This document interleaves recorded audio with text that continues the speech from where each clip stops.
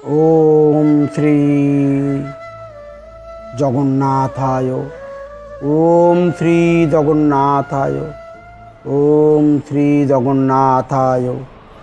জগন্নাথ স্বামী নয়ন পথগামী রথযাত্রা 2024।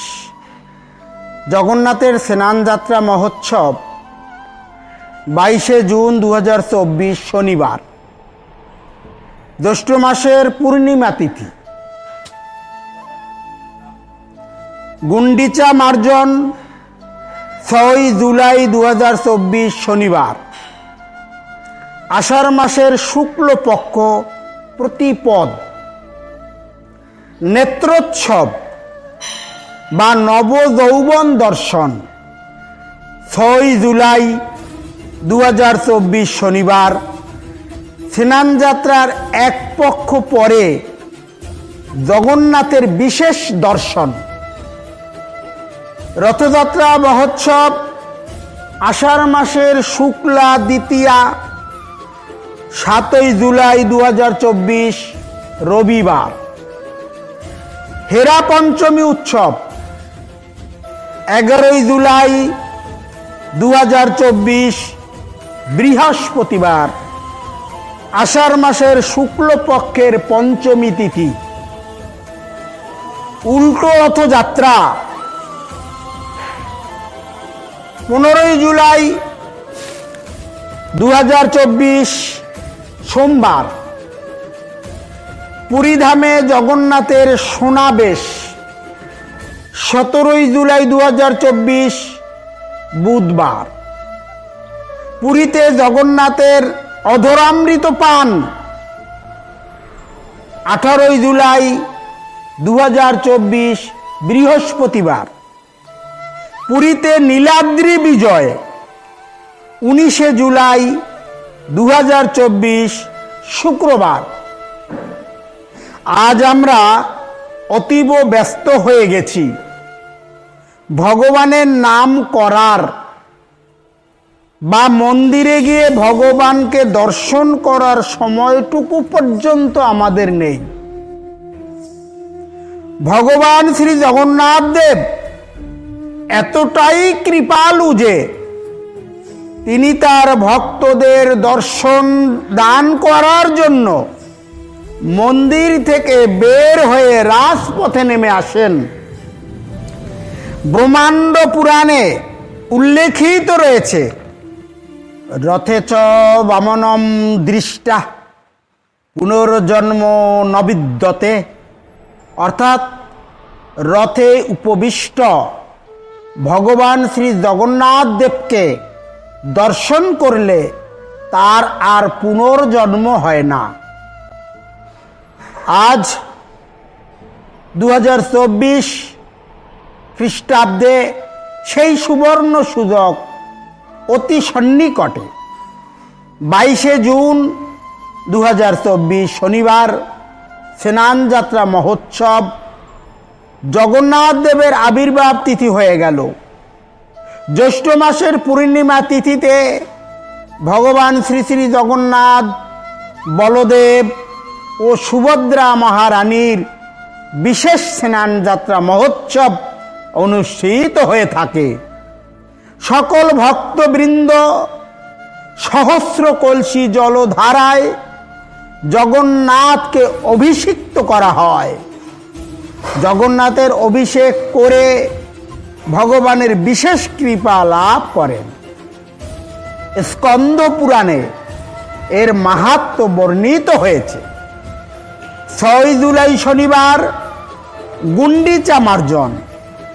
ওই দিন ভগবান শ্রী জগন্নাথ তার ভ্রাতা বলরাম এবং ভগ্নী সুভদ্রার সহিত অভিন্ন বৃন্দাবন যাত্রা গুন্ডিচা মন্দিরে পরদিন দ্বিতীয়া তিথিতে আগমন করবেন।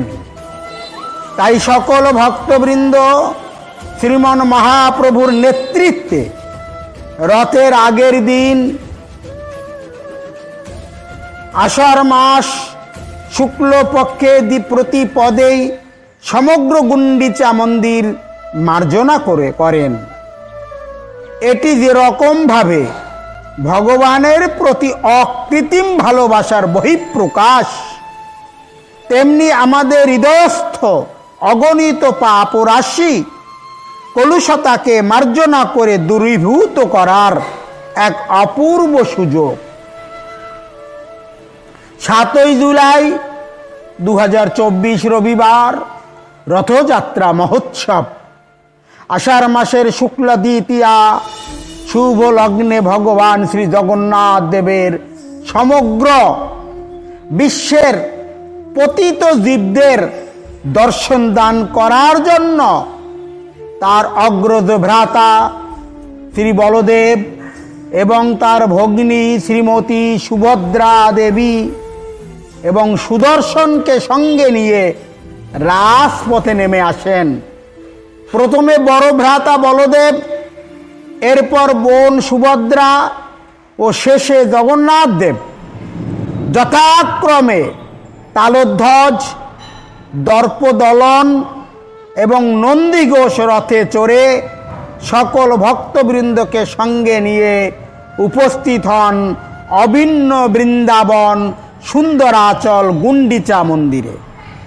সেদিন রথে অবস্থিত ভগবান শ্রী জগন্নাথ দেবকে দর্শন করলে আর পুনর্জন্ম হয় না। তাই এই বিশেষ সুযোগটি কেন আমরা হাতছাড়া করব?